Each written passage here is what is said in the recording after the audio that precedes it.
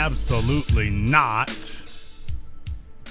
Now, the day I let a white supremacist beat me is probably gonna be the last day in human history, so you might as well just back down.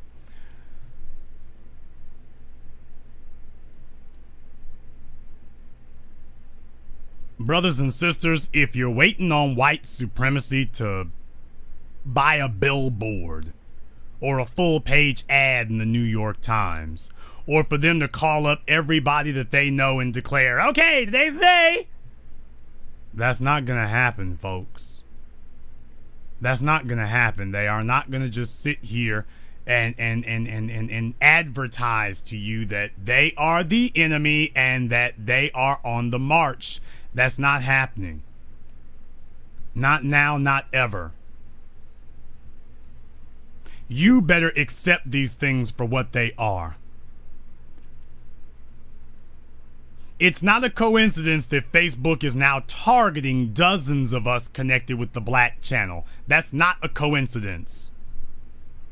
It's not a coincidence that they want all your personal information. It's not a coincidence. It's not a coincidence that they're doing this all at the same time to all the same people in all the same places. That is not a coincidence.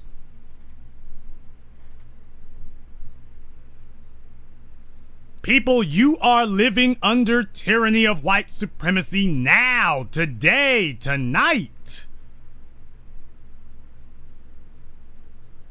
You're living there now.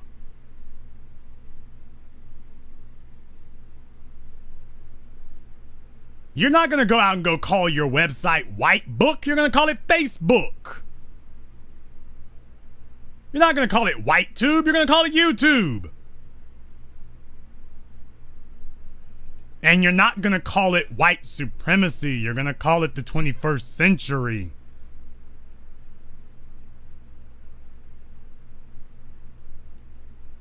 So I need for you to understand that that's where you are now.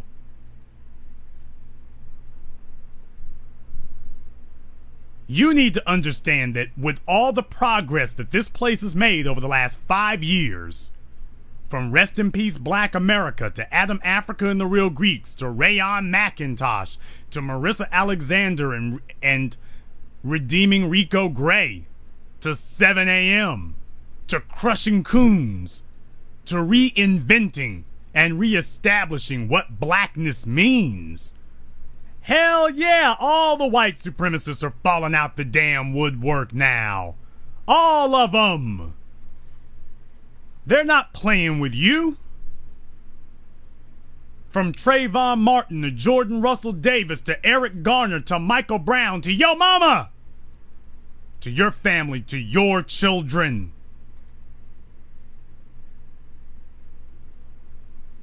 Nobody is gonna buy a billboard in the middle of town that says death to all the Negroes. But guess what?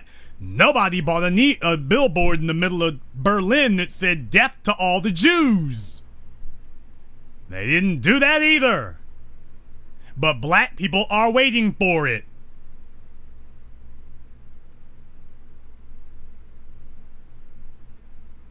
And that's why I'm telling you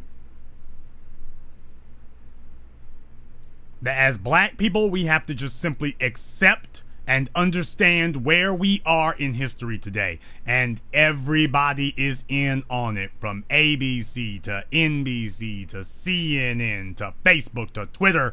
Everybody is in on it. From Walmart to Walgreens to collard greens, they're all in on it. And the question is, what are you going to do about it today as black people? Do you understand it? Because this is about more than just them shutting down Jason Black's Facebook. This is about more than just shutting down Professor Black Truth. This is about the fact that they have come out and openly declared war on Intelligent Black Society. Dozens of you have experienced the exact same thing in the last few weeks.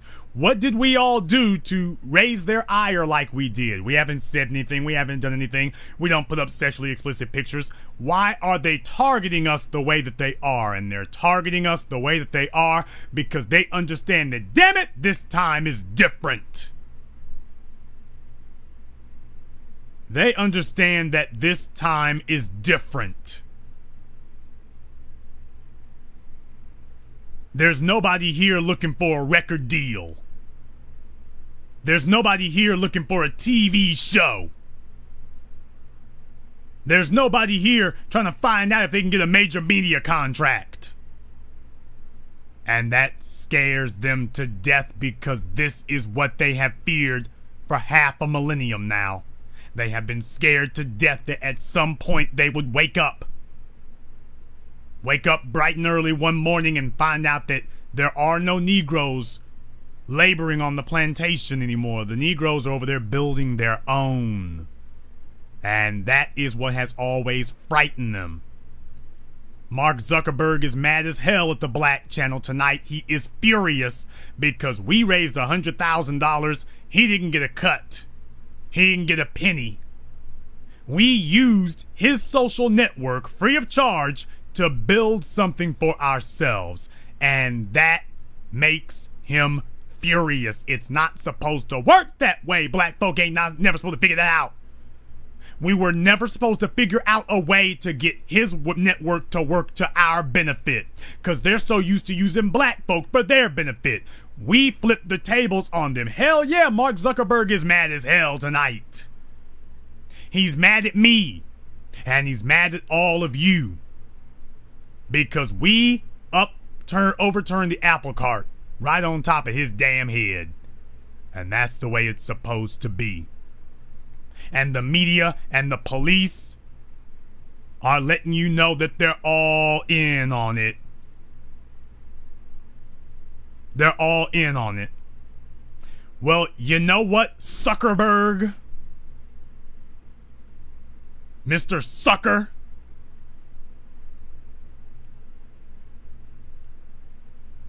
I've just gotten started whipping your ass tonight. I just got started with it, buddy. Because I got a documentary to work on, but understand something. I can press the gas with one foot and put the other foot up your ass. And it's not hard.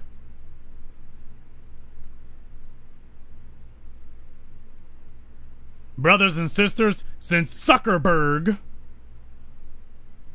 is so upset with me dispensing knowledge tonight, let me tell you, because the fraud and the fakers and all of the liars out there cannot do what you're about to hear tonight.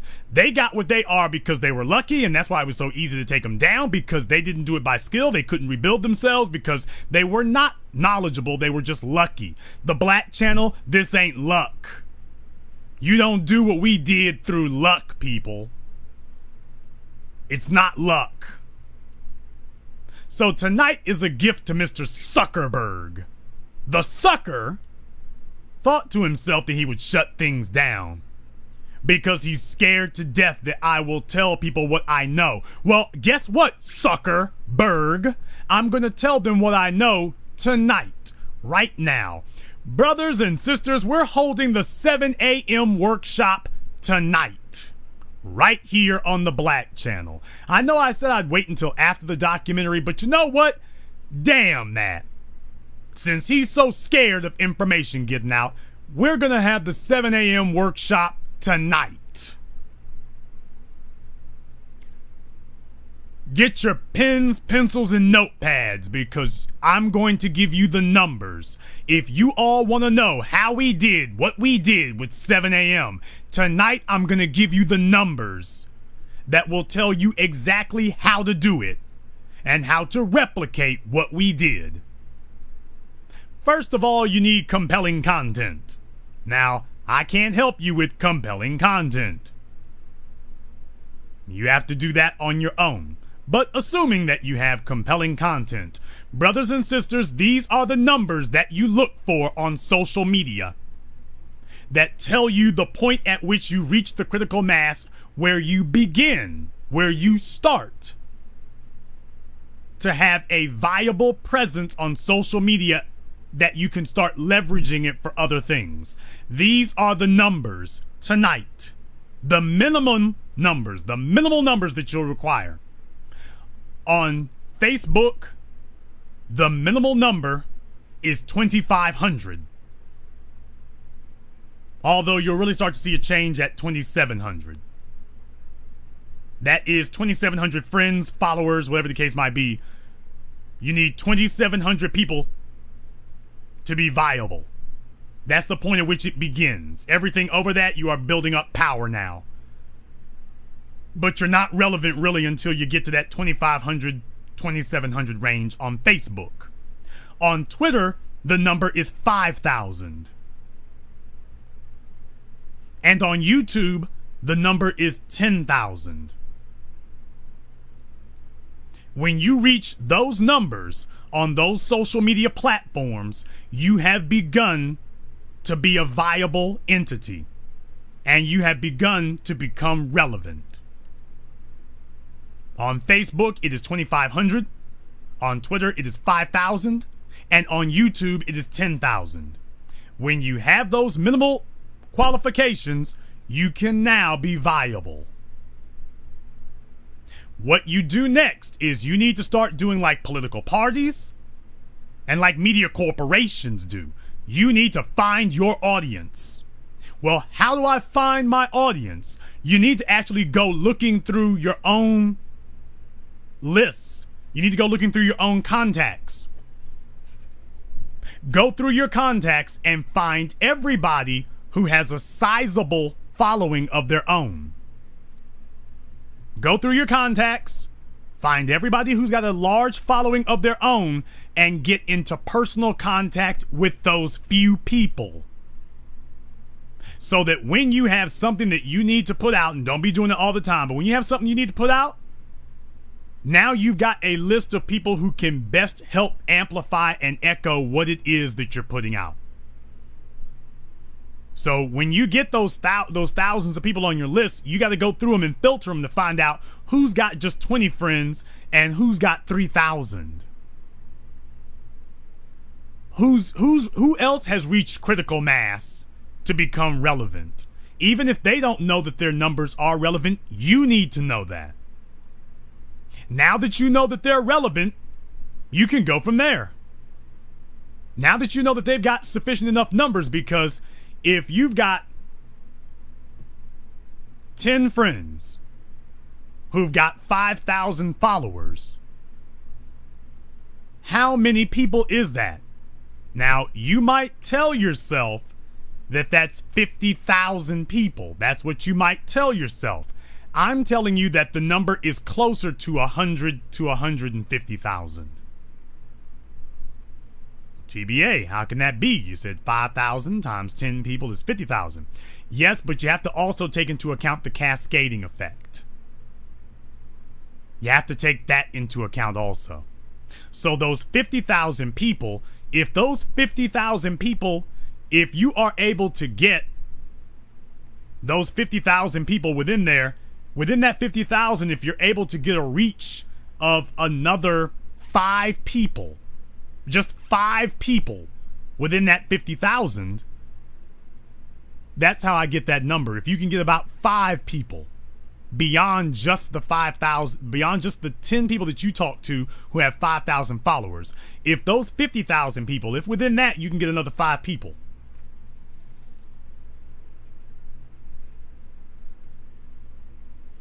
that's right. Now, did you all notice that you never heard this on Facebook? You never heard Twitter to tell you to do this. You never heard Mark Zuckerberg tell you all to use your Facebook friends list to data mine. He never told you that. Oh, he knows it. Mark Zucker, the Zuckerberg, knows this. He knows what I told you all tonight. Just like Twitter, they know what I told you all tonight. Just like Google, they know what I told you all tonight. They tell you to get followers, but they don't tell you to mine the data of your followers. They refuse to tell any of you that. So that you can take those 4,000 followers that you have and gain a net effect of 200,000. They never tell you these things. Well, I'm telling you tonight, this is information that you people have never heard before. This is what the Black Channel does. This is black ingenuity, because they told you that we couldn't do this, that you had to depend on whites and Asians and Arabs. And here we are. And we're telling you this. But they couldn't tell you any of this. Not because they did not know, but because they wanted to enslave you. Because they didn't want you to know how to turn social media into a viable business. They'll give you a few clues, but they won't tell you the really pertinent information.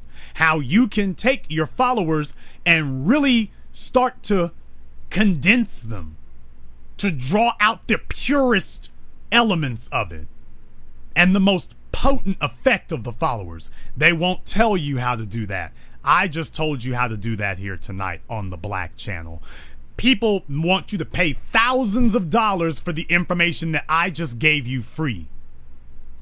Mark Zuckerberg is scared to death that somebody would tell you all what I just told you tonight, because I just told each and every last one of you how to leverage your social networks for yourselves. With information that he would want you to pay thousands of dollars for, because he knows once you're out the gate, you're gone. But guess what, brothers and sisters? I ain't done yet. What? Oh no, I'm not done yet. On Facebook, you have to have a like page. On YouTube, it comes standard. On Twitter, you have to have a business page. But if you have a YouTube account or a Twitter business page or a Facebook like page, although lately they've been more commonly referring to those as business pages at Facebook. But if you have a Facebook like page, you now have access to analytics. And the analytics are the other part of the equation, because the analytics will tell you physically, these websites will collate for you physically where your customers are, where your followers are, what their demographics are. Are they male? Are they female? What their age ranges are. And Facebook is trying to get into people's income, by the way. The Zuckerberg is trying to get into y'all's income. He wants to have that kind of information. Well, you all can mine the analytics from your YouTube, your Twitter business page, or your Facebook like page. Now, it's not on your personal pages. You have to have a like page. But if you have that, now you've got the analytics that tell you physically who and where your customers are. So if you want to have a live event, you can just take a look at your YouTube page, see where your followers are, cross-reference that with your Facebook page and your Twitter to verify where your followers are. And if you want to have, I mean, it makes no sense for you to sit up here and say, well, I live in Omaha, Nebraska, and I know a cheap building that we can rent and have a Black First meeting at. Yeah, but what if your analytics show you that 50% of your followers are in New York and DC and or DC? You're just wasting money now. You should be trying to go rent a place in New York or DC. That is the physical location of your followers. That's right, people. Now you can take that information and start putting it together. If you're a young black man and you want to be a rapper, Twitter, Facebook, and YouTube are essential. Why? Because they tell you the demographics of where your customers, your fans are. So when you want to hold a live concert, now you will be able to aggregate and specifically identify the precise location where your fans, i.e. customers, are. And you can start targeting your marketing and your public appearances to that end.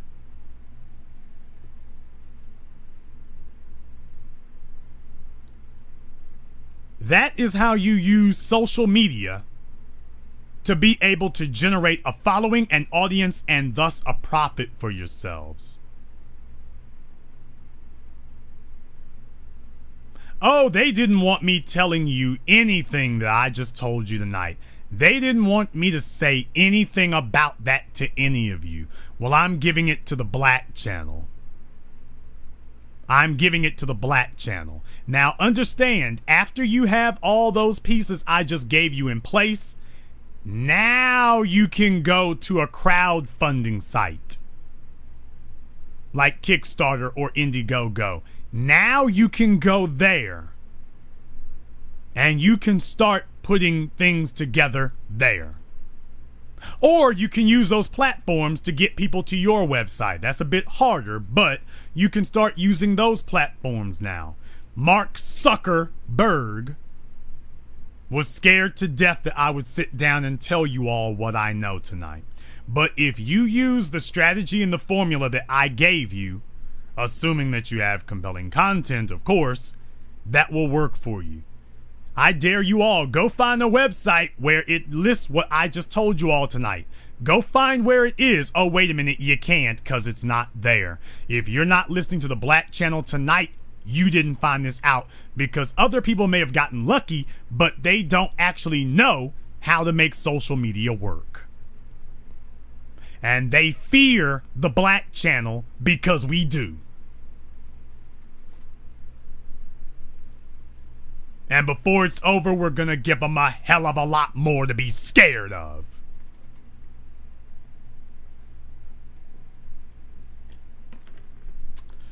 I'm gonna tell you something tonight, brothers and sisters, as I take a swig from the Black channel bottles, not the Pepto-Bismol.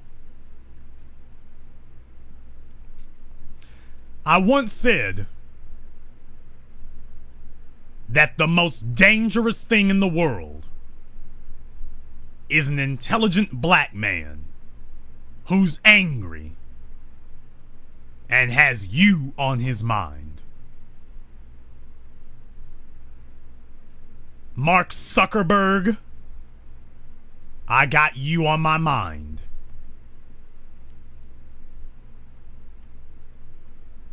Because I know who you're working with. And I know what you're trying to do. And I know what you're trying to make happen.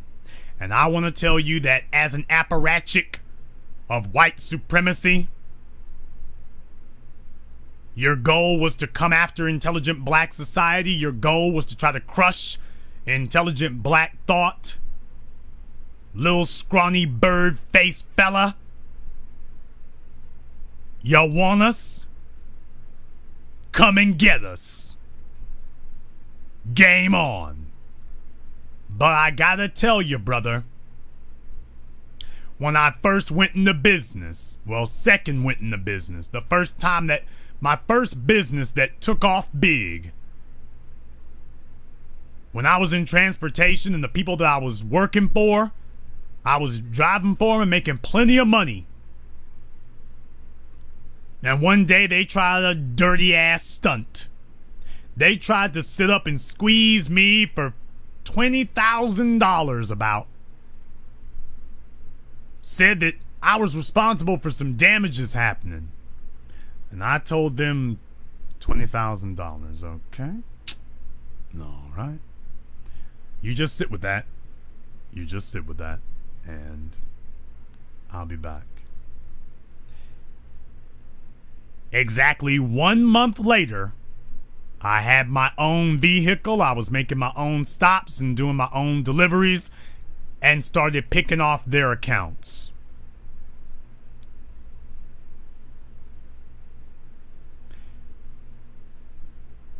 Then they got really upset when I took 5 of their drivers. Did I mention that they only had 6 drivers? Oh. They only had 6 drivers. And I tried my damnedest to get all of them. Got almost all of them, too. And to this day, well, not to get ahead of myself, I took 5 of their drivers. 1 year later, they were out of business altogether. I choked them on both ends. I took the employees and I took their money streams. I hurt them enough that they could not keep standing. That's the way I play. I don't play hardball. I play cannonball. Now, they never recovered from that either, by the way. They never financially recovered. That is the cost of playing cutthroat with me. I don't fool around.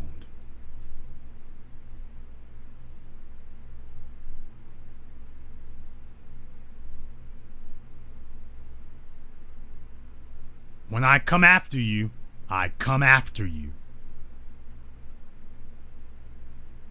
The fraud thought that he was gonna derail what we were doing. He found an intelligent black man who's unhappy and got Joe Coon ass on his mind. 5 days later, he was done. I don't take cheap shots. I take kill shots. So, Zuckerberg, I know you're riding high. I know you're riding big. You feel like you've pulled off the biggest scam in American history. Facebook. Something that is actually not worth anything at all. And somehow you have been able to generate billions of dollars of value in something that is absolutely worthless.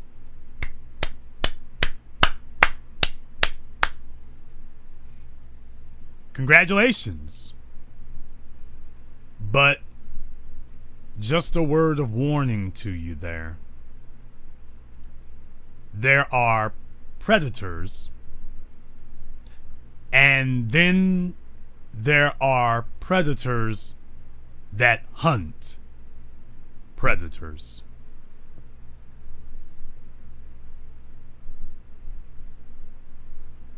Now, some people think that being on top makes them untouchable, but you know, F.W. Woolworth thought the same thing, and then came Walmart. Yeah. General Motors thought the same thing, and then came Toyota. Yeah. And a pretty big website thought the same thing. A pretty big website called MySpace thought the same thing. And then came along a little college website named Facebook.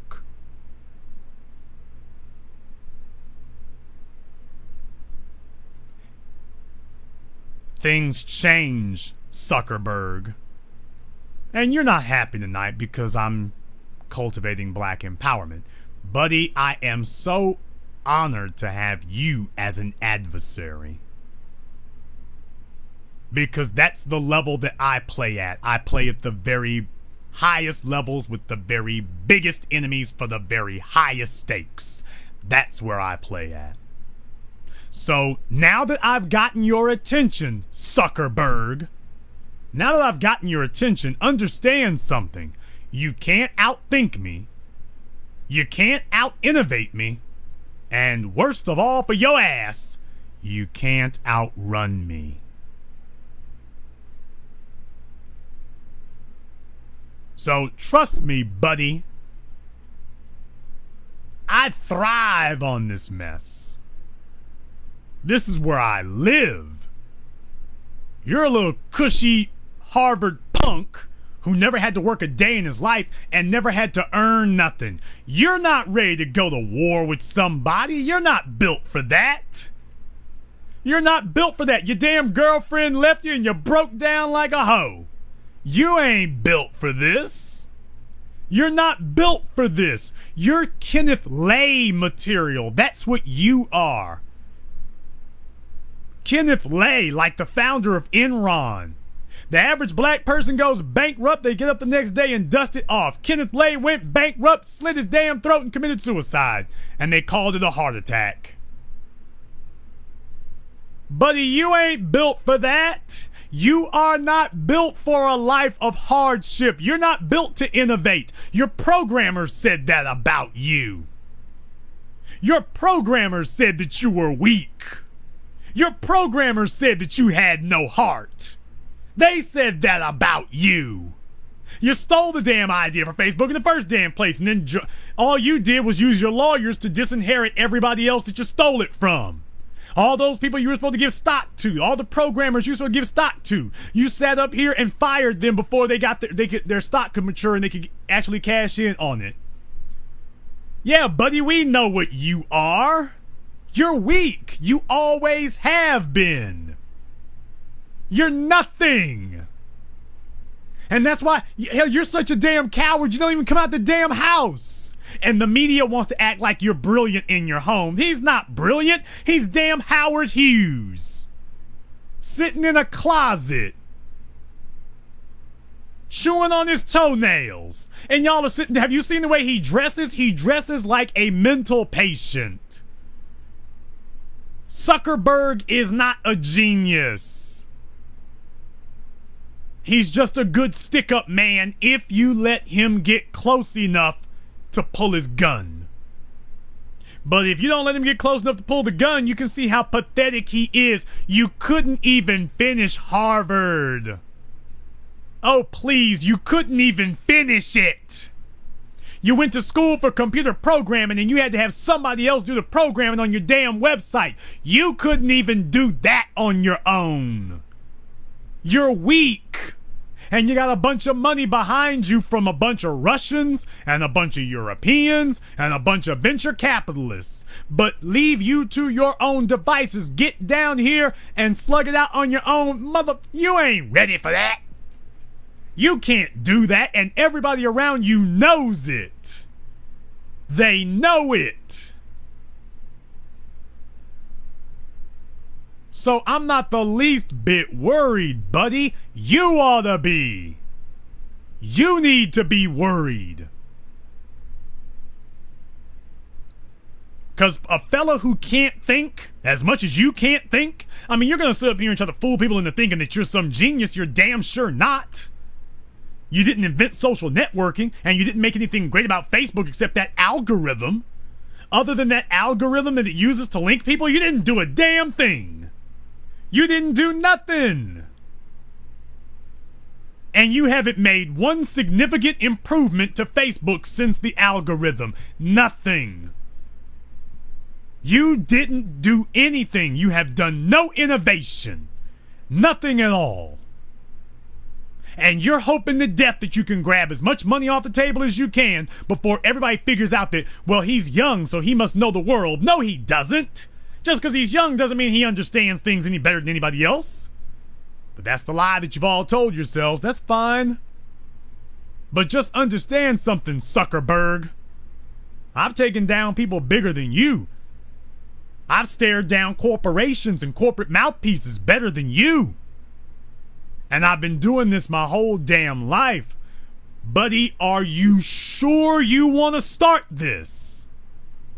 Now that I've gotten your attention and you're unhappy with me, Zuckerberg, are you sure you want to go down this road, buddy?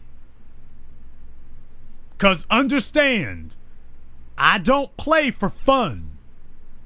I play for real, and I play for keeps. And I play big bank, take little bank. And where I play, it is who's got the most heart, and you ain't got none. Who's got the most determination? Please. And who'll be the last man, not the last boy, but the last man standing. Zuckerberg, are you sure you want to do this?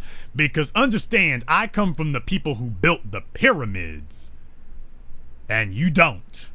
Are you sure you want to challenge one of the true children of the builders of the pyramids, one who's built pyramids himself, things they said could not be done?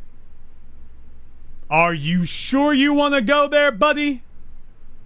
You sure you want to roll like that?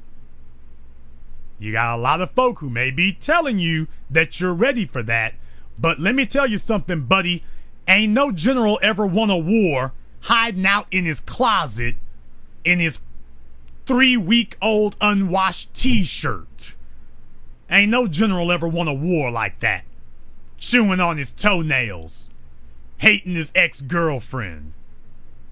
Nah, buddy, ain't nobody ever won a war like that.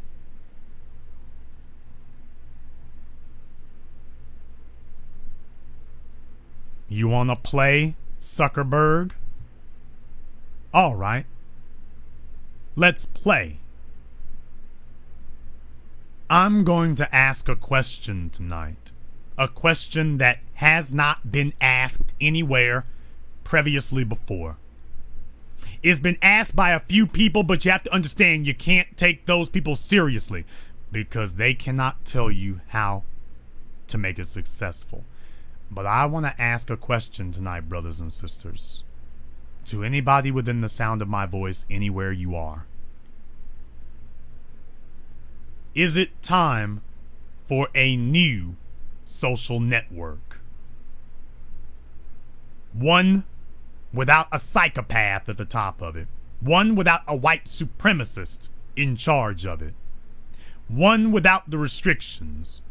One without the stodginess. One without the dress code. One without the ulterior motives. Is everybody tired of the nonsense on Facebook? That's the real question right now. Is it time for something new? And what would it take to cultivate something new? What would it take to do that? Now, in the upcoming weeks, we'll be looking into that. Now, I understand. I got a lot on my plate right now, okay? I've got a lot on my plate. But you know what, Zuckerberg? I'm gonna make you my next hobby. You don't want me to go on a war drive on you, Zuckerberg. Ask the fraud what happens when Jason Black goes on a war drive. Ask him how it turns out. Ask him what your bank account looks like when I get finished war driving on you. Ask him what your social life looks like when I get done going in on you.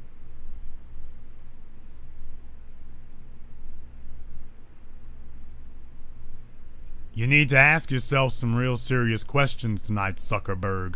Starting with, do you really want this to go down like it's about to go down? Because there were a bunch of people who said that we could not challenge academia. Professor Black Truth put together not one but two definitive pieces that destroyed academia, and they thought John Henrik Clarke was dead. They said that you could not challenge the corporate media, and I put out not one, not two, not three, not four, but 5 major pieces that have shown not only can we challenge them, but we as black people can destroy them. And now Zuckerberg has decided that he said to himself, well, what are the realistic chances that they could challenge academia and win, challenge the media and win, challenge the corporate mouthpieces and win, and then challenge me in my dirty boxer drawers, sitting in my closet chewing my toenails, which is what Zuckerberg is good at. Asking himself, he's telling himself right now, yeah, what are the realistic chances that they could win 4 in a row like that? What's the real chances? Zuckerberg, I don't know if you're a religious person, but if you're betting against intelligent black society, you brain-dead Nimrod, you might not be a religious person, but you might want to start learning how to pray. I got a feeling that that will become a very useful life skill in your efforts to keep Facebook up and going. TBA, you just talking. Nobody can challenge him, TBA. Nobody can challenge that. Nobody could do it. Nobody could make that work. You know what? They said that nobody could challenge AOL. They said nobody could challenge MySpace. Yikes. Go ahead and keep saying that. History is littered with wars that people said would never happen. And the graveyards are filled with people that we thought were indispensable men.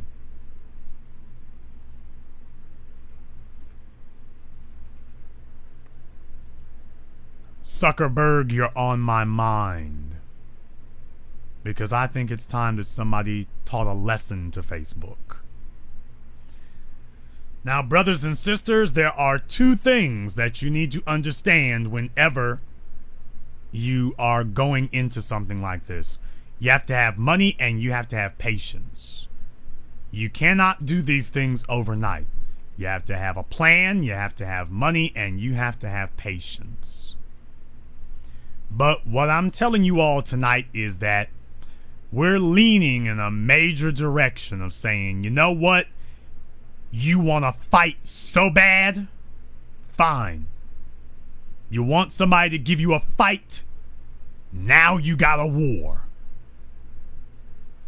Zuckerberg has a lot of people that he's watching his back for, gunning for him. He's not ready for somebody who's saying, you know what? Let's just clear the damn table and do this from the ground up. Because the problem with G+ is that G+ is essentially Facebook. There's nothing special about it. But you keep telling yourself over there, Zuckerberg, that you're untouchable. Keep telling yourself that. I want you to sit there, and I want you to keep telling yourself that you can't be touched. I want you to keep telling yourself that you can't be knocked off. I want you to keep saying that.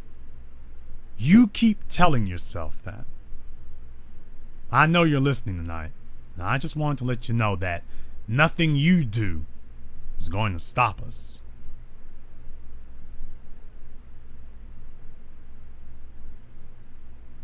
Nothing you do and nothing you got is going to stop us. You are playing chess.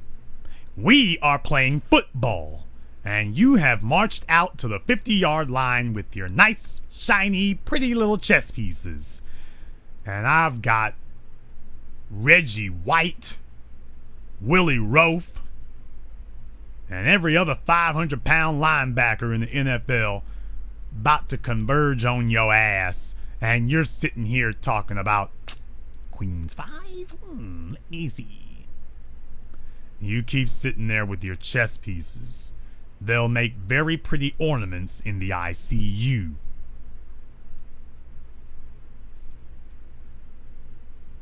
Professor Black Truth, before we were so rudely interrupted. This is the century of black empowerment, brother.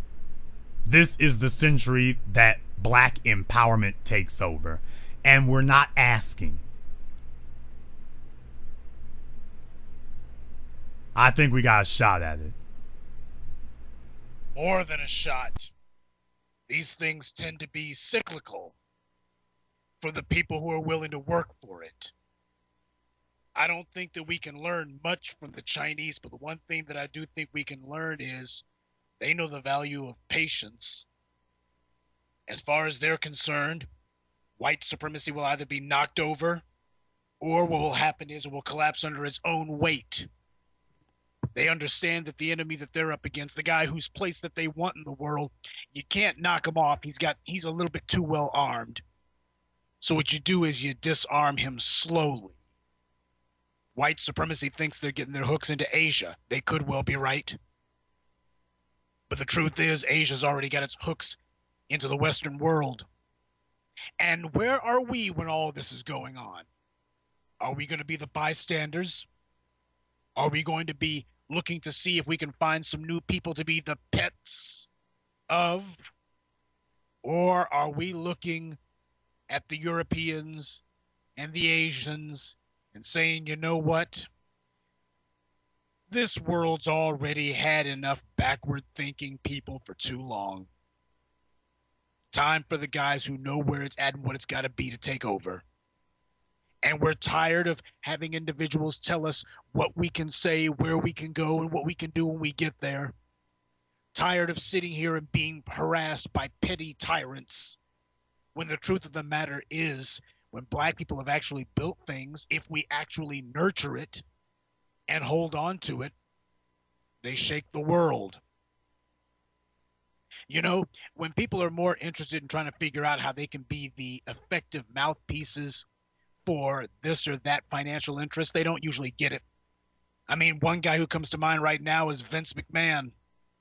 I'm not a big fan of wrestling, but I'm aware of the fact that his WWE network has basically sputtered to the stars. I mean, shot to the stars, more like sputtered on takeoff.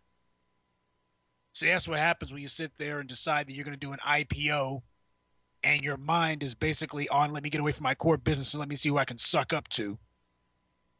Yeah, you'll be a billionaire on paper. But at the end of the day, if you're going to stay in the game, you better have something real that you're offering. And Zuckerberg is sitting here perpetrating a fraud. But more importantly than that, even if Zuckerberg were on the up and up, and even if white supremacy wasn't doing all this, at the end of the day, do we really want to be sitting here trying to have this kind of important conversation in venues that we don't own? If social media and social networking really is the next big thing, or if it's the big thing now, then perhaps it's time for us to get some of that real estate. You know, everybody's familiar with Robert Rodriguez. You know him. He was the guy who did that movie, El Mariachi, changed the game of independent filmmaking.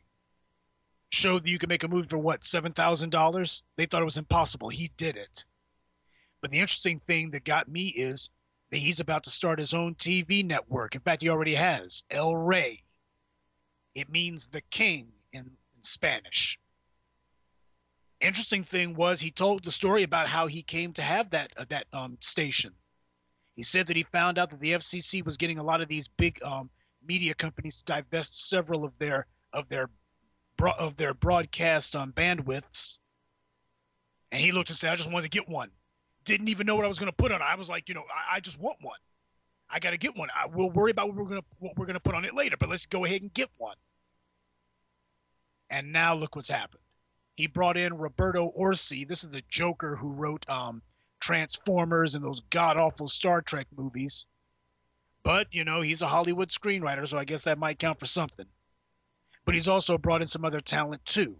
The point that I'm trying to make is Robert Rodriguez understands the necessity to get his hands on some media real estate. He didn't sit there and say, let me hope that Univision or Telemundo will break me off something. He said, I want my own.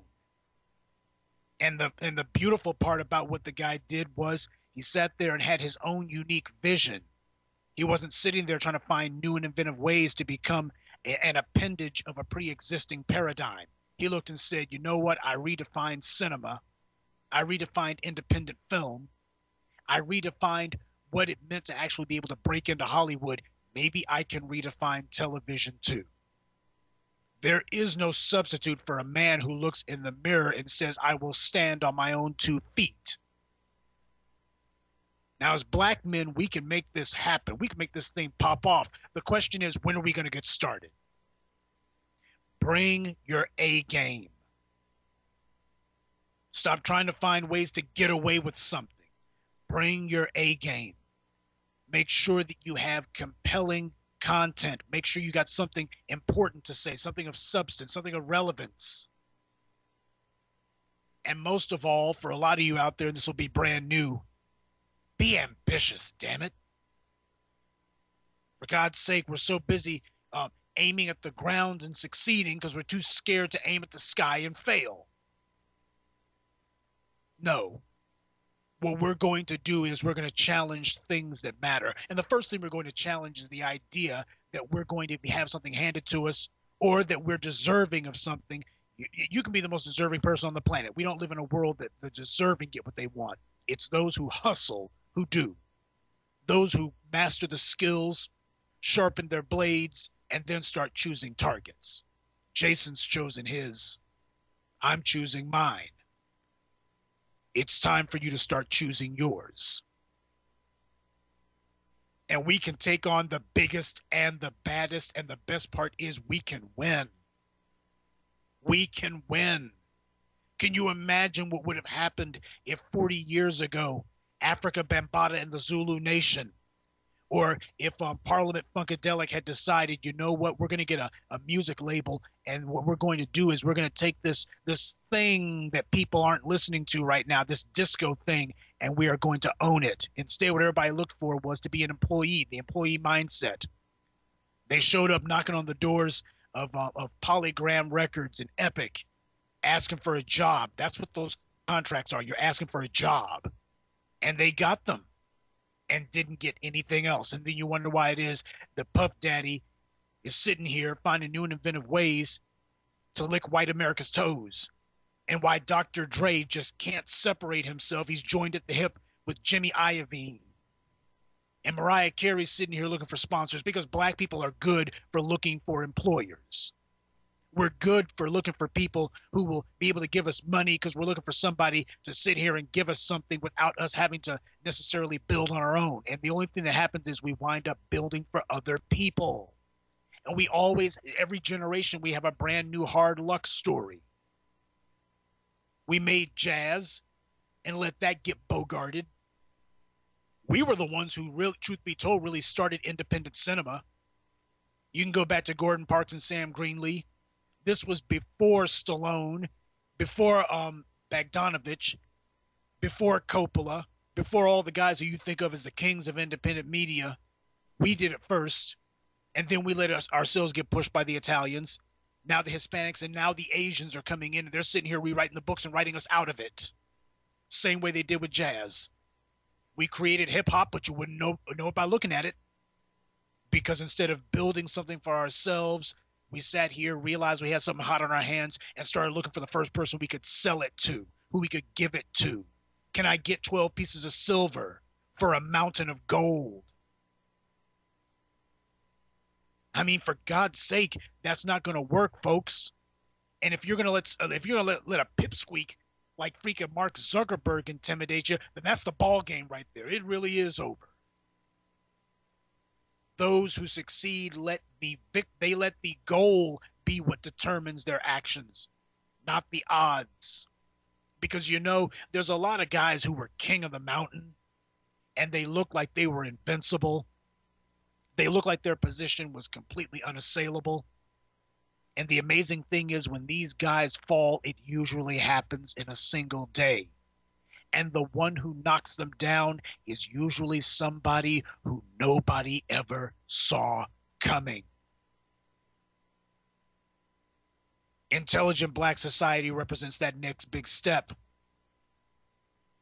I mean, look at the people who we were able to outperform just with a single crowdfunding, a single crowdsourcing effort. You had Goldie What's-Her-Name from MSNBC. How many shows has she done? How many times has she been on the air? And this ain't taking shots at her. I got nothing against her, but it's just a simple fact. She had a billion-dollar corporation sitting here giving her free FaceTime, free airtime. And when she did her crowdsourcing, man, it was almost sad. I'm sitting here looking at this, looking at that thing and going, man, it's kind of questionable, some of these numbers we're seeing. Kind of questionable. Issa Rae comes to mind. Hell, I can't think of anyone outside of the mainstream who got more publicity and more hype and more support than Issa Rae did. You look at frauds. Well, let's not look at frauds. But you got good people, legitimate people, brothers who are carrying the standard right now. This is not a brag, just a fact. A lot of people didn't even know or pretended not to know what Intelligent Black society could do. Now the right people are noticing us, and I warned you months ago. I told you Jason wasn't going to be the only target. I wasn't going to be the only target. I said that if you sat here and stuck your neck out, we got a bunch of trolls, some of them in the guest list. I look at that number of guests. I am not so naive as to think that our enemies are not there. I am not so naive as to think that the same FBI that was sending letters to Martin Luther King and phone calls to his wife talking about mistresses who didn't exist, extramarital affairs that didn't exist. I am not so naive as to believe that the people who were wiretapping a man who committed no crimes, that they would not in the 21st century be doing high-tech wiretapping. Every time it came time to have some sort of major rally, there was always this last-minute crap that came up. This is part of their warfare. Distract, disrupt. And hopefully this will dishearten. Well, this is a new generation. We got the heart. The question is, do we also have the will? Because that's what it's going to take. I was telling you earlier tonight about how our enemies were willing to wait 15 years to find a mouthpiece. Rush Limbaugh, from the fall of Nixon to the rise of Limbaugh, was 15 years. And when you look at the fall of Nixon to the rise of Fox News, that's 25 years. That was just how a quarter century they were willing to work and scrape and keep at it. That's what they bring to the table. What are you bringing? An employee mindset? Let me sell out for the first pieces of gold. I want the easy path. I don't think I can beat them. That is amazing. That is amazing. That is not intelligent black society. That ain't the B1 Brigade. Because here's the thing, folks. If this is what it takes to dishearten some of you, or if some of you get a little shook up by this, what the hell are you going to do when intelligent black society actually launches the beginning of the media war? This ain't even the beginning of it. This is just a couple of skirmishes, like North and South Korea. Couple of shots across the bow. This ain't even the fight yet. No, we've already decided that we are fully committed. We have already decided that we're in this to the finish line, and it ain't finished until we win. That's what we're bringing to the table. And I know that we got some brothers and sisters who are here who also bring the exact same willpower, the exact same spirit. But you also better bring some realistic understanding too. This is not going to be fun. This is not going to be enjoyable. It's not going to be a day in the park. It's going to be a long, hard slog. We are going to have to fight the war that our fathers and mothers should have fought a generation ago. And yes, we are doing it against bigger odds, but we are also doing it with far greater motivation and, truth be told, far greater skill. We're more skilled than our forebears were. But then again, that ain't saying much. They didn't try very hard. But we have to do this. We have to. Because if we don't, then what we are doing is we are consigning our children to have to fight 4 times as hard. They're going to look at us with disgust the same way we look at the baby boomers. They're going to look and say that because you weren't willing to work twice as hard, you're going to force us to work 4 times as hard. That's the choice, folks. It is going to be power or annihilation. It is going to be a long, hard road to victory, or it's going to be the bullet train to extinction. And those of you who have stuck your necks out, ancestors bless you. Those of you who have yet to be fully committed, you will be tested. We welcome the fire that is coming, because fire purges.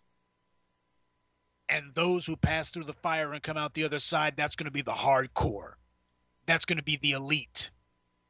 They are going to be the ones who put in the work, who do the heavy lifting, the same way that we did with the crowdsourcing, and the same way we're doing with other things that shall not be mentioned as yet. Oh yeah, we're just getting started. If you came here to be entertained, I sincerely hope that hard work, slugging it out every day, and mixing it up with the lowest dregs of humanity, I hope that's your idea of a good time, because that's the only thing that Jason Black and I are offering. Oh, that and the chance to dismantle white supremacy brick by brick. Hell, you think they're hollering right now. You just wait until we start hurting them. We haven't even really laid a glove on them yet. We're just lacing up our gloves, and they're already screaming. because for the first time, they know that they're about to be in a fight. And they also know that the truth of the matter is they really don't have the heart and the will for it. How did the European come to dominate the world? Gunpowder. He went into Asia, a pauper, and came out a tough guy. He couldn't win any wars. Gunpowder won his wars. And when you look at what happened in Ferguson, you see the same thing. Gunpowder. See, that's what you're up against. But you're also up against something else, and that is they put the fear into you. We got to be honest about that. A lot of us are intimidated easily. I mean, when you sit there and see cops in riot gear, the brothers are supposed to be bringing the doggone guns and stand right in front of the cops. You have a right to have your gun with you. You got a right to. But how many of you even own a gun? I mean, a real one. Would you even know where to get one? When's the last time you've been in the target range? When's the last time that you and the brothers have decided that you're going to do some maneuvers of your own? See, them white folk get together and they already had the gear, and you wonder where the gear came from. They had it in the doggone closet. On the weekends, they don't go get turned up. They don't sit there and say, how about some football? They ain't going to the club. They're going to the gun range. They're going to play paintball in the woods. They're learning escape and evade. They're getting together with their little buddies and they're learning military tactics. You think that when that stupid rancher, whatever the hell his name was, who was angry because the federal government took one of his cows, you think when all them militia showed up armed to the teeth, they had their vest on, looked just like military, didn't they? See, that's what the enemy is doing. He's not playing. You're getting ready for a fight. He's getting ready for a war. Don't you think you need to be getting ready for a war too? Because even though you may sit there and think to yourself that if you just stand strong, you know what? A lot of brothers have died standing strong. Time for standing is over. It is time to be on the move. Either you will overrun his position or he will overrun yours. But there will be no détente. There will be no ceasefire. There will be no negotiations. I don't negotiate my right to power. I don't negotiate my right to not merely live, but to thrive. Because we're alive right now, but we're in a subjugated position. That's one step above dead. I don't negotiate that. And I sure as hell don't negotiate with somebody who's shown me time and again that he is dishonorable. A man who I know from experience to be a liar. No, there will be no negotiations. And there is not going to be any retreating. And there won't be any of this mealy-mouthed, well, do we get to take some prisoners? That's just another way of saying, let's go ahead and incubate a brand new war in 50 years. Hell no. It's going to be 100% victory, unconditional. And what will victory look like? It's going to look like blacks in power. If I can go to Chinatown and see black men running the important businesses, that's victory. When I go to Wall Street and I can see that black men got that place on lock because we have finally not just taken the keys to economic power, but we're taking the keys and unlocking all the doors. That's victory. When I see that our people live in the best areas of town and that no one can assail our position because our economy is not merely collective and strong, but it is also properly protected. That's victory. When the police do not dare raise a weapon against us because they already know what the response will be. The same way that they know what the media script is today, we're going to make sure that they understand a new script. That will be when we have victory and not before. Some of you think that victory means Reverend Al showing up for a photo op. I'm tired of all these civil rights fossils who are sitting here telling us do nothing. I'm sick and tired of all of these civil rights retreads who are sitting here telling our children that we don't want to cause any trouble. To hell with that. I want to cause nothing but trouble. We need to give white supremacy hell. All day, every day. That way, when Zuckerberg gets up in the morning, the only thought that will come to his mind is, why on earth did I ever pick a fight with this lion, this rabid beast called Black empowerment? I never should have done it. Some of you might sit there and say, well, gee, that sounds a little bit haughty, doesn't it? But tell me something. When's the last time you've seen any of our so-called black celebrities or black power brokers sit there and go and pick a fight with the Jews? Khalid Muhammad told some hard truths about the Israelis and the Jewish community that they didn't want to hear. And Farrakhan himself turned his back on him. Let me tell you something. There is nothing that a black man is going to say about white supremacy that is ever going to make me even bat an eyelash against him. But Louis Farrakhan crumbled like an accordion. Man just crumbled up. And he ain't the only one. Messy Jesse, among many others. See, that's what happens when a small handful of people have an unassailable position. Power is not based on numbers. Power is based on cohesion and the aggregation of resources. Don't believe it? Ask the fraud how the B-1 Brigade beat the daylights out of the Tommy Army, because the Tommy Army showed up empty-handed. The Tommy Army is led by its bastard baby makers and its bastard children. The B-1 Brigade is led by its intelligent. It's led by its men and supported by its women. Our organized offense crushed the fraud's disorganized defense. And now what's happened is he's in a tailspin. He's trying to figure out, I don't get it. I tricked everybody. I lied to everyone. I claimed that I did stuff that I didn't, had stuff that I didn't. And I had a bunch of views on YouTube. That doesn't mean anything. You were doing nothing more than the video version of shock jocking. Sitting here showing people the most grotesque and degenerate images of black people. Yeah, you'll get an audience, but you won't get any power that way. Being a walking freak show, a satanic carnival of the damned, that's not the way that you get power. You get power by finding out how resources are distributed and then finding those who have them and drawing them to you. That's what Jason gave you the model for. It is not a fast process. There's nothing that Jason told you about that's going to happen overnight. And it is not an easy process. If you think that all you have to do is make a couple of posts, put up a Facebook profile and you're in, then you're not built for this. The way that it works is you make up your mind that you are committed to do this. Jason does posts every single day.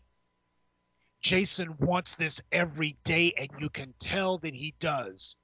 Because even though he is single-handedly changing the course of black society and forging the trail for intelligent black society, the example that we will all prosper by, you notice how he never stops getting it in every day.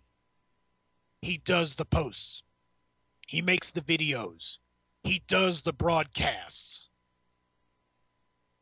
Jason is not a part-time B-1 Brigade member. It's all day, every day with him. He knows what it means to put in the elbow grease. He knows what it means to put in the long hours. Zuckerberg does it on weekends or once every blue moon or wherever the mood hits. He farms out the work to other people. No, he's not really built for this. Couple of easy wins in the early innings, that ain't gonna cut it. You have to want this. And you have to be willing to take the blows that are gonna come with it. Look what's happened tonight. I'm no believer in coincidence. If something happens once, it's a phenomenon. If it happens twice, it's happenstance. It's a coincidence. But if it happens 3 and 4 times in a row, how many times does it have to happen before you look and say, somebody might be doing something? No, we are already under attack and have been for a long time. And you know what? It won't stop us. Zuckerberg and his, whoever he's farmed out the job to, I know he's too lazy to do his own dirty work. Whatever trolls might be listening, the hands of white supremacy, you ain't got what it takes. You just don't. Because as long as you are sitting here oppressing our people, we are going to fight. And we will keep fighting until we beat you. And victory will not look like less brutality. It will look like none whatsoever. It will not merely look like black people no longer under attack by white supremacy. It will look like black people holding the levers of power. That is our end game. So yeah, we know that you're hell-bound and determined to stop us. But we got a lot more to gain from this fight than you do. And that's the reason why we're going to win it. So tonight, the things that we've gone ahead and told our people about, first of all, it's on. It is on. The powers that be have decided, forget about waiting until the media offensive from the B1 Brigade starts in full. They're not going to wait for us to take this to mainstream media. They're like, forget it. We're strangling this thing now. We're going to stop it now. It must die here. And it won't work. Second thing that we've covered tonight is media discipline, message discipline. Black people are going to have to learn how to identify these media narratives and how to effectively attack them. Because that's what we do. Some of you wonder, do the videos that we make really make a difference? I can tell you right now that there's at least one major network that's used some of my videos as crib notes for their own stories. Isn't it interesting how whenever the B1 Brigade comes together, things do seem to change? We are a lot more effective and got a lot more reach than a lot of you are giving us credit for. Ask CNN. Ask NBC. Ask Indiegogo. So no matter what it may seem like, this is not going to be based on numbers. Fidel Castro did not take over Cuba based on having the biggest army. He was up there in the hills, in the mountains, and telling his soldiers, we are winning, because he understood that Batista, at the end of the day, was being propped up by an outside power, a power that wasn't really going to stick it for the long haul, and the United States did not. All it took was the Bay of Pigs, and the U.S. went running.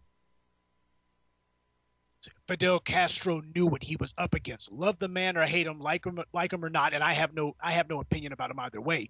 You can't deny the fact that he understood that his power was not going to be based on numbers, and ours isn't either. Can you imagine 3 to 5 years from now, if not less, black people, black men in specific, we're not leaving the women out, but we got to be specific here, the men are the leaders, black men with serious amounts of media real estate, black men taking control of our social discourse. Instead of bitching and whining about what Steve Harvey said today, what about black men making it where the only relevant conversation among black people is the aggregation of power, wealth, and influence? Tell us about your business. Oh, I got my little business over here. No, that's a hustle, brother. Tell me about your business. Well, I want to have a mom and pop store. A business is essentially an empire writ small. Tell me about your business. Well, on the weekends I like to. That's a hobby. Tell me about your business. And we got to go in hard like that. Because our people are too used to taking shortcuts. They're too used to having an easy out. They're too used to always having a few people in the group who will make excuses for doing less than our best.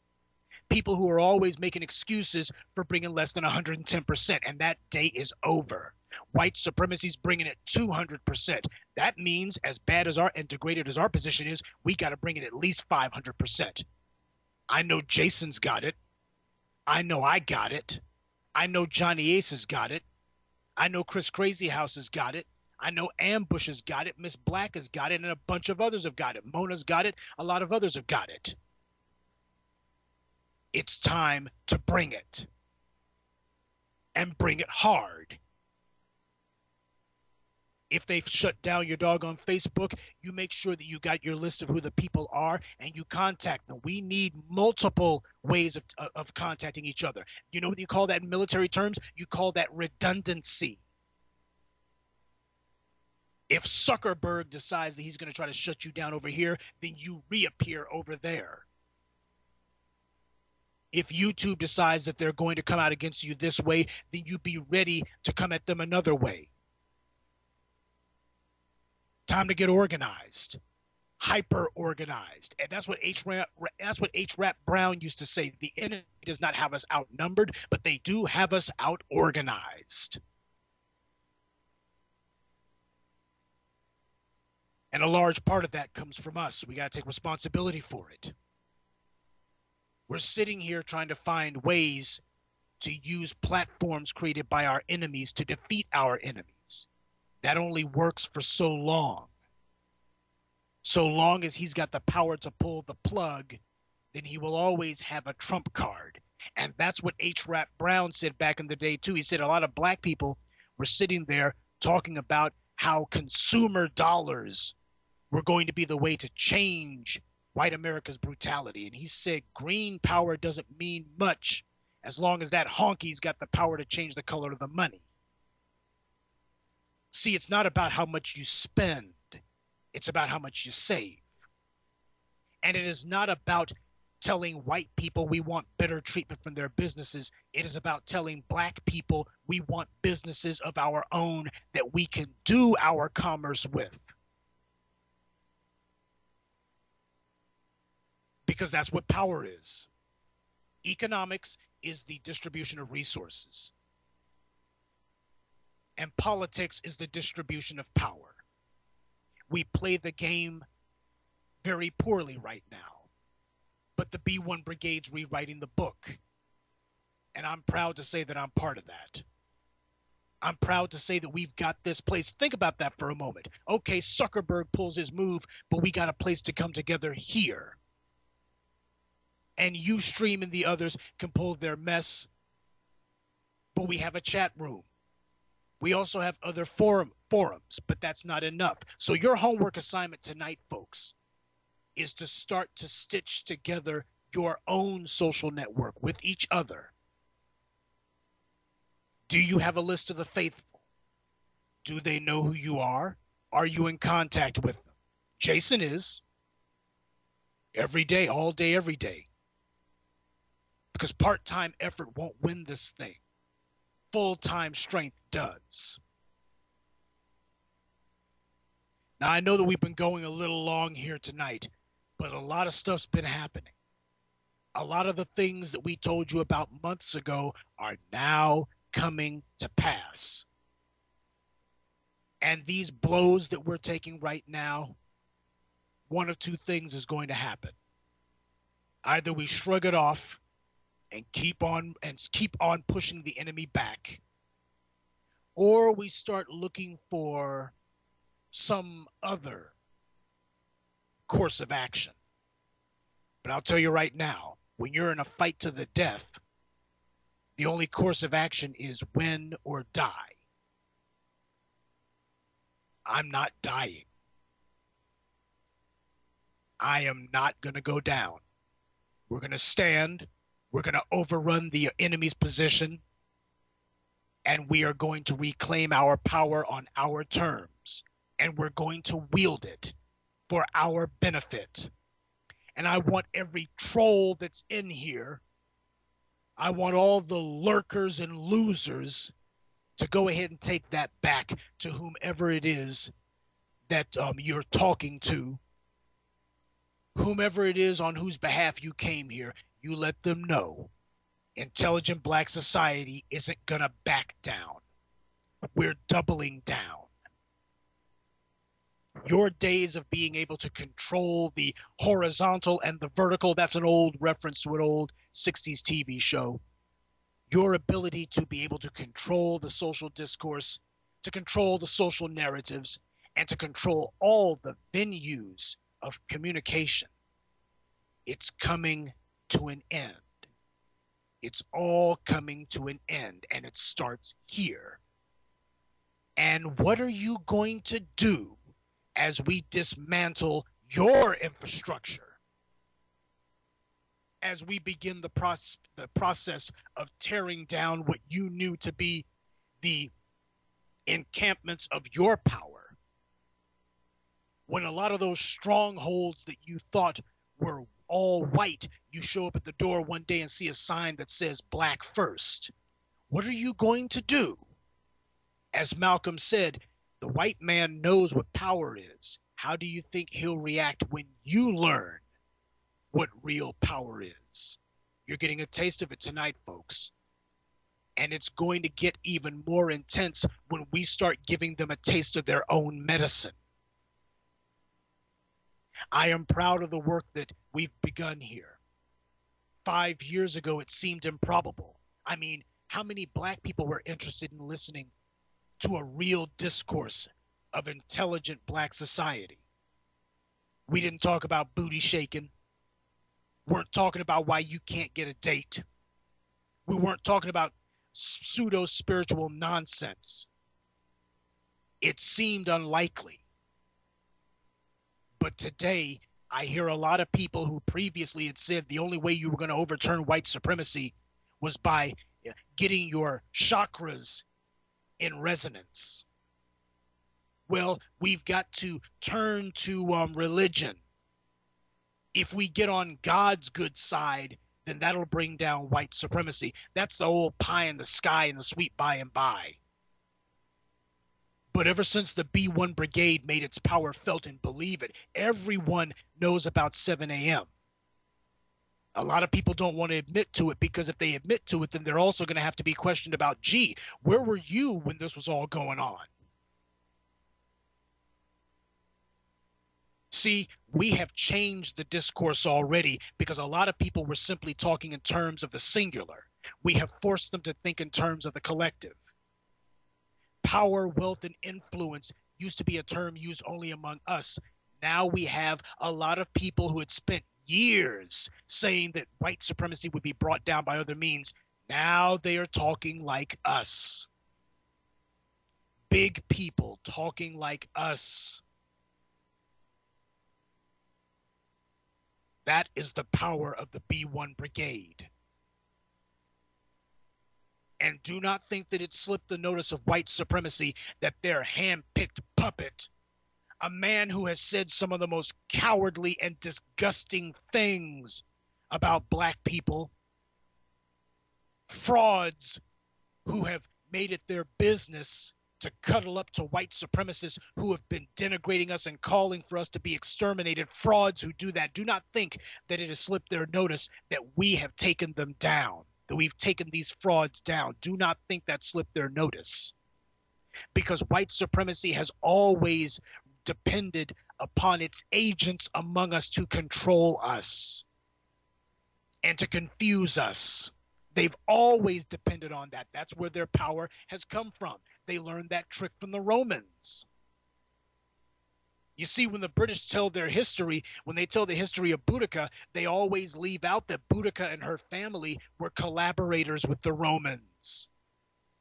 How do you go from a woman, from a group of people who had names like Boudica, to a group of people who have names like Wingfield? That's a culture that sold itself out, and they did.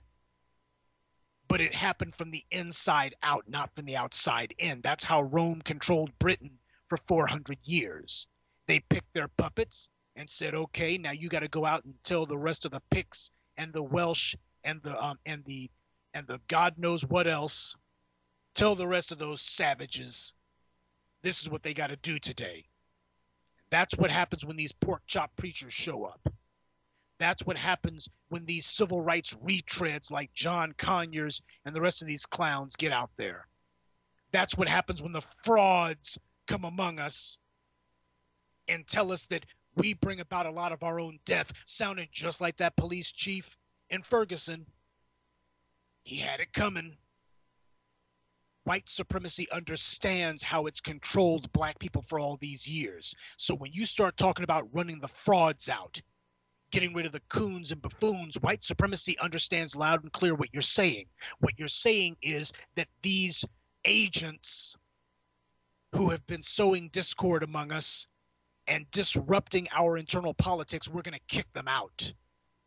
That means you're going to get organized. See, white supremacy knows that. These Arab Spring, which was really not a spring at all, for 5 whole seconds, it looked like the Arabs were finally going to get tired of being led around by the nose. That's why white supremacy had to get in there quick.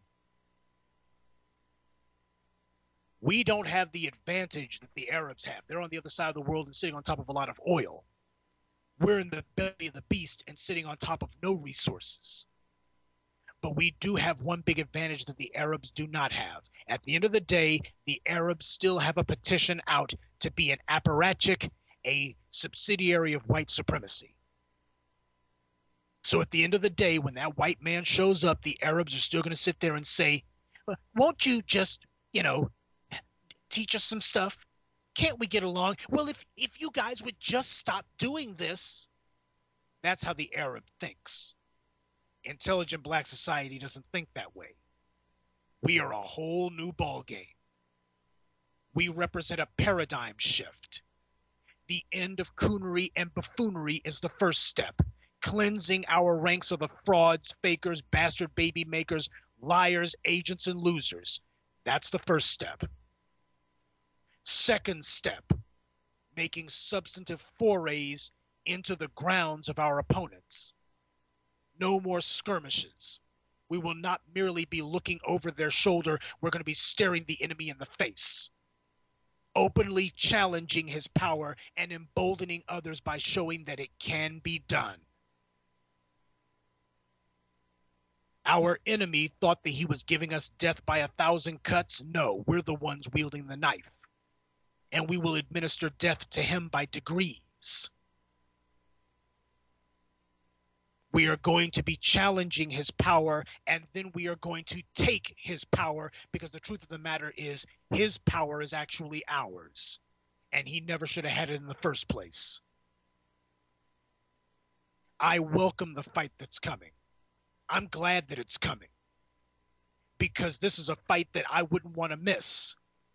I am more than willing to get out there and take the blows and be willing to endure some bloodshed while shedding the enemy's blood. I'm willing to pay that price so that our future generations will enjoy the fruits of our labors and be able to not merely sit back and say, yeah, that generation did good.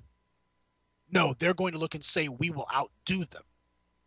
They took the first painful steps. We will solidify the ground that they are taking and continue to push the forces of evil back. That's what I enjoy. That's what I live for. That's what this means to me. That's what it means to be black first. And that's why no matter how much finagling goes on by Ustream, no matter what moves Zuckerberg pulls, we will redouble our efforts, because that's how we're going to win. We want it more than they do. They want to keep power that they've stolen. We want the power, all of ours and some of theirs too. I'm not bashful about it, because I see what happens when white supremacy has any power at all. So no, best that they be divested of all power, and best that it be in the hands of a people who know what power is worth and will wield it properly.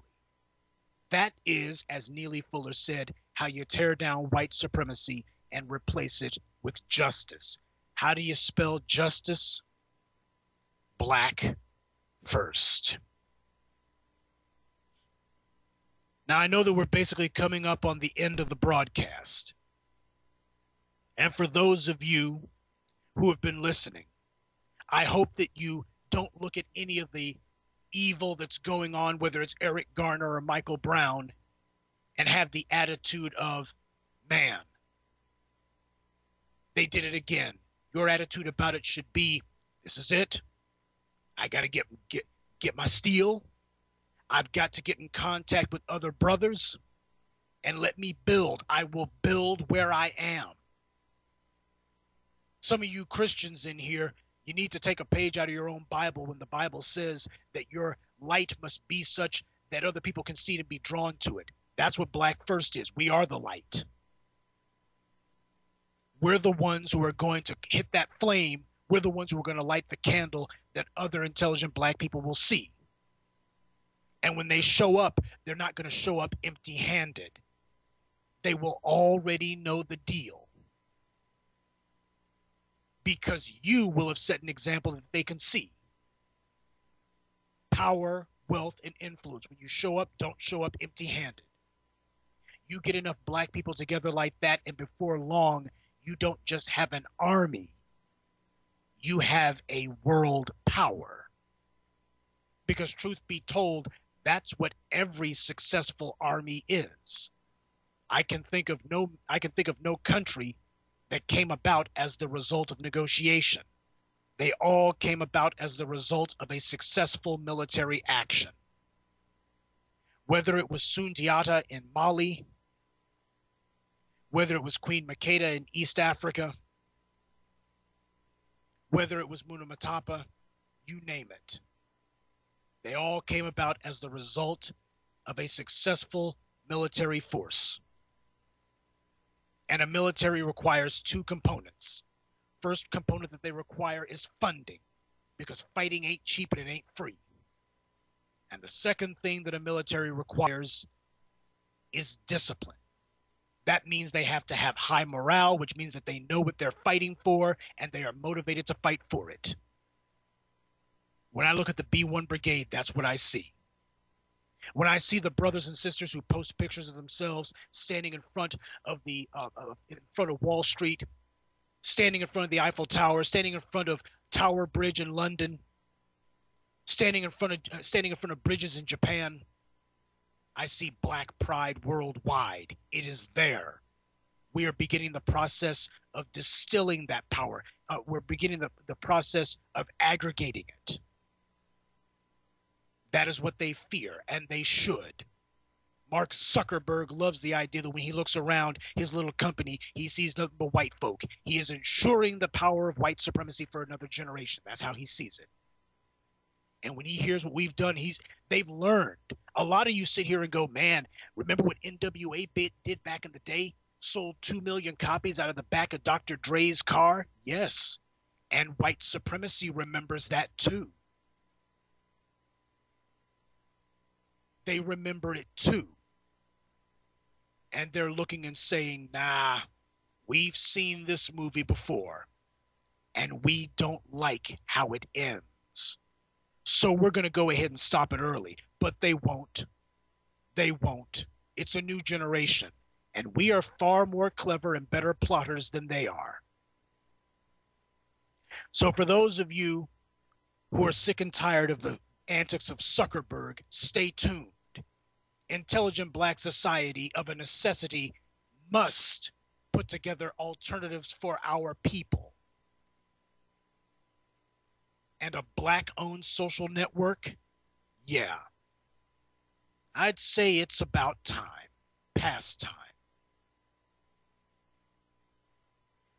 So folks, if I have Jason's pardon, I do believe that this brings to a conclusion another successful broadcast as we shake the pillars of white supremacy and embolden the only moral force the world has ever known.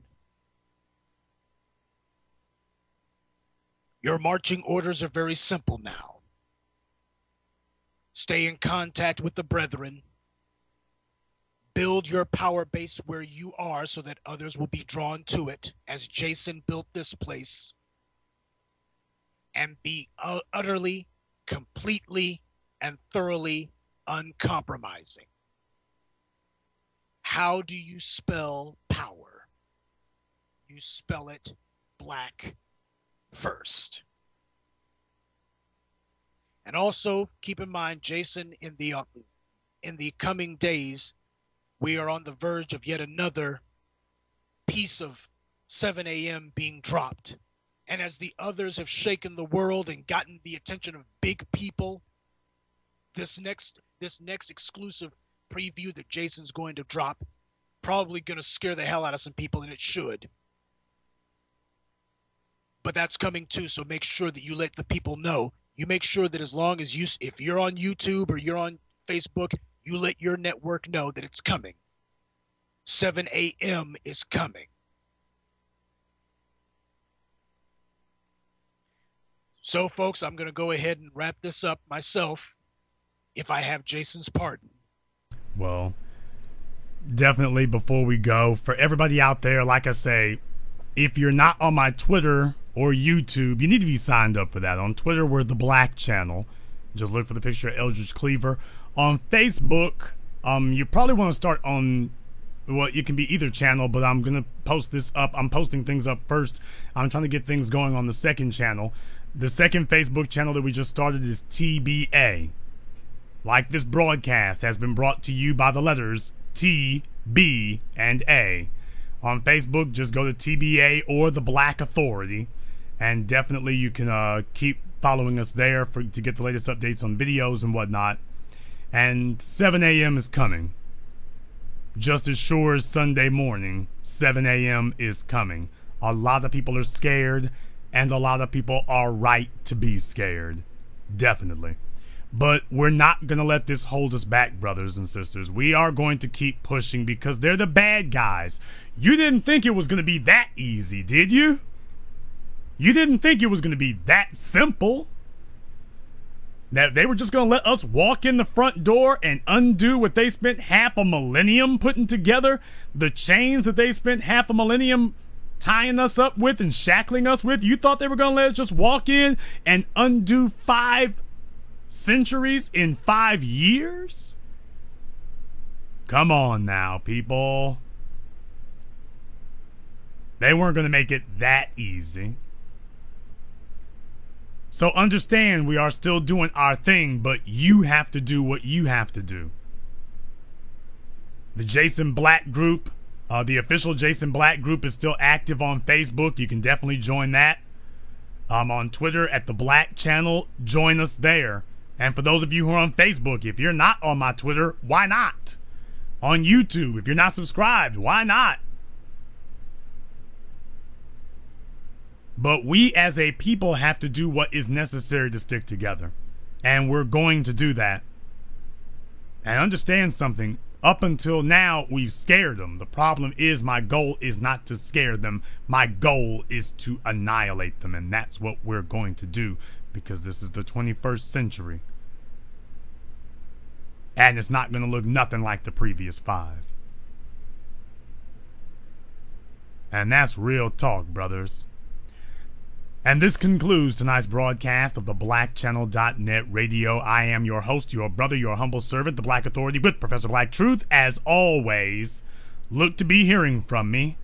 And remember that black is the future, and the future, Zuckerberg, is unstoppable and uncompromising.